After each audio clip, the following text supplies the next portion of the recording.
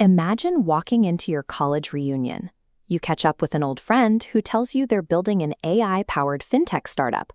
They just raised a pre-seed round to disrupt the payment space. The reaction is immediate. Impressed nods, pats on the back, absolute social validation. Then it's your turn. You tell the group you rent out portable toilets to construction sites. The smiles freeze. The conversation stalls in awkward silence. Here is the reality hiding behind that silence.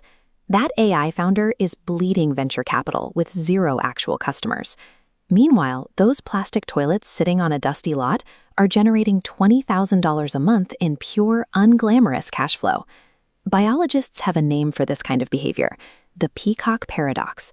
A male peacock's massive, iridescent tail looks magnificent, but it's a terrible survival strategy. It weighs the bird down, wastes energy, and makes it an easy target for predators. The modern startup ecosystem has adopted the exact same biological trap. Fancy office spaces, obsessive daily LinkedIn posts, and pitch decks full of buzzwords are the human equivalent of the peacock's tail. They are costly signals designed to impress peers and inflate egos, actively draining resources away from actual profitability. This desperate need to look successful is producing a generation of paper founders.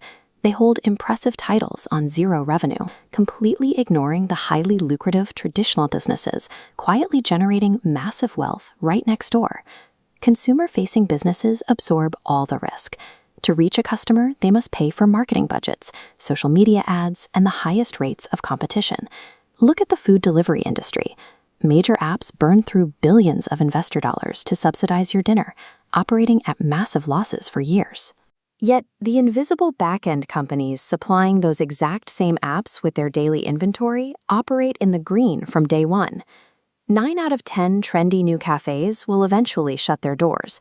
The unheralded supplier dropping off their basic ingredients, the raw spices, peeled garlic, and bulk grains, gets paid regardless of who wins the consumer war.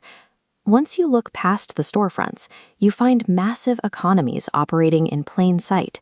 Processing raw materials and organizing industrial scrap might lack prestige, but the endless industrial appetite for recycled metals creates bulletproof cash flow.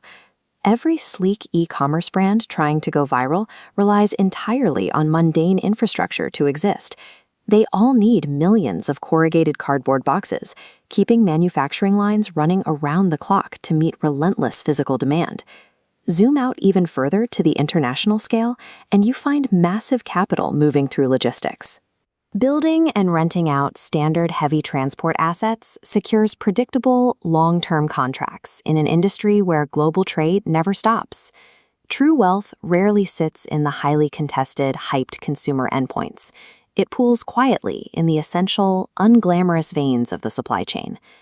Traditional industries outperform tech startups because they prioritize immediate unit economics over long-term user growth. Their success is built on a specific economic framework. These businesses remain immune to automation. While a software update might replace a digital copywriter, it cannot physically stitch together a wholesale order of cotton shirts. They solve recurring physical problems, providing goods that require constant replenishment.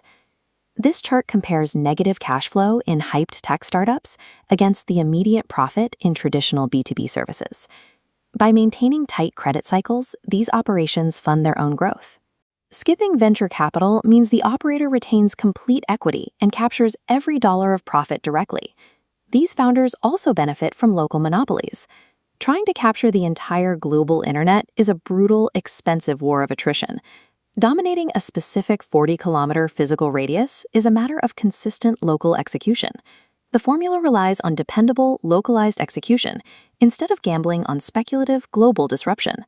There is one final advantage in the current market, and it relies entirely on the demographic profile of current business owners. The vast majority of these entrenched operations are managed by individuals well into their 50s or 60s. They built massive, reliable empires using pen and paper, physical handshakes, and landlines, entirely detached from modern digital infrastructure. This creates a generational arbitrage. Over the next 3 to 5 years, as this cohort reaches retirement age, a massive vacuum will open across the market as these legacy owners look for successors. You don't have to invent a new industry from scratch. The opportunity lies in taking these aging systems and applying basic digital logistics and modern management software to dominate the space. A boring business pays for an interesting life.